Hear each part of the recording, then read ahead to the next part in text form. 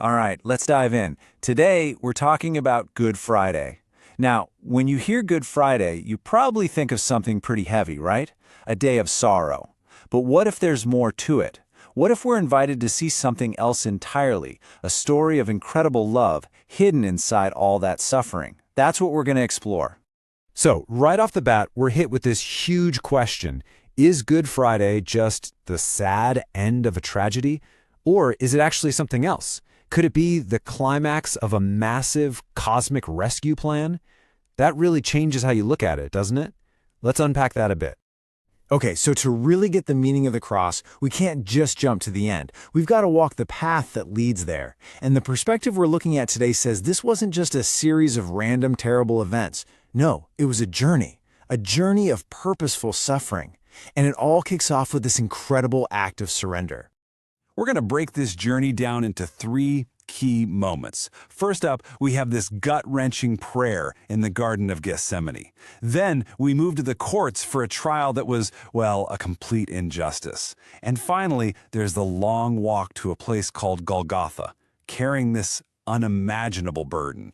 So it all starts in this garden, and the weight of what's about to happen is just crushing. The description here is so intense. It says the pain was so real, his sweat was like drops of blood. I mean, think about that. This is way more than just being scared of what's coming physically.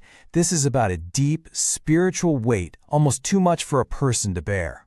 And in the middle of all that agony, this is the prayer. Not my will, but yours be done. Wow. He's not asking for a way out.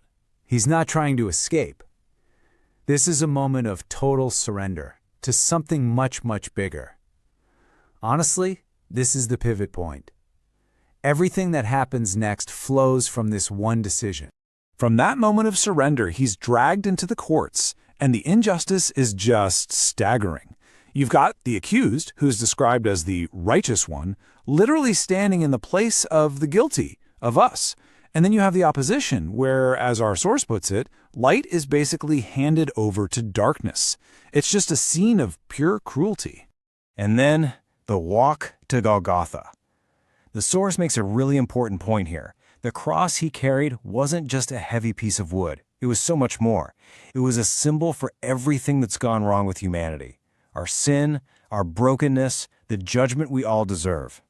So every single step was like a powerful statement, a commitment to see this mission through to the very end.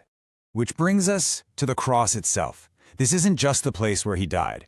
It's framed as the main stage, the absolute climax of this whole story of redemption. It's the exact spot where two huge, seemingly opposite things, justice and love, are about to meet. And here we are, back at our main idea.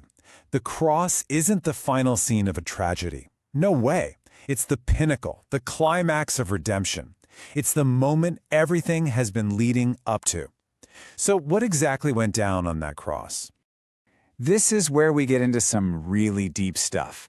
The idea is that on the cross, two sides of God's character came together perfectly. You had God's justice, which demanded that there be a consequence for wrongdoing. A judgment had to be executed. But at the exact same time, you had God's love, which made a way for that to happen, releasing mercy for all of us.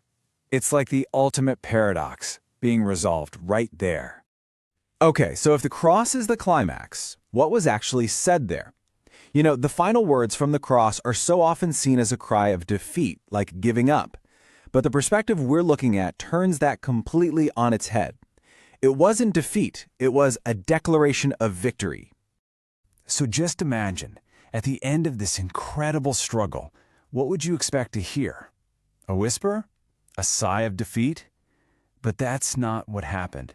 The final words from the cross were not a cry of defeat, but this powerful phrase, "It is finished." And the Gospels say it wasn't whispered. It was shouted, a loud cry that was meant to be heard. This wasn't, "I'm done for." It was mission accomplished. A total declaration of victory. Now, to really get the power of this, that phrase in the original Greek is tetelestai. And back then, people would see that word stamped on bills and invoices. You know what it meant? Paid in full.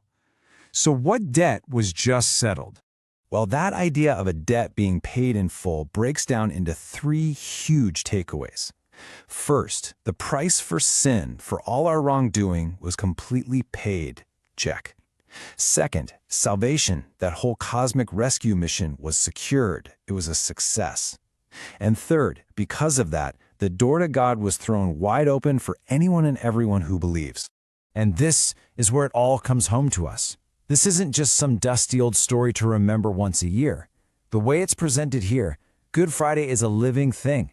It's a love that is actively asking for a response from you and from me. And this is where it gets really personal, right?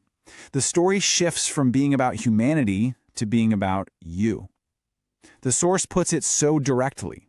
The one who suffered, he suffered for you. The one who was crucified, he was crucified in your place. It's all framed as this deeply personal act of love, where someone stepped in to take your place. And that leaves us with this final, powerful question. After hearing all this, what do you do with it? Are you just going to stand on the sidelines like a spectator watching a play? Or, as it asks here, will you bow your heart? It's a question that really sticks with you, and it's the one we're left to answer for ourselves.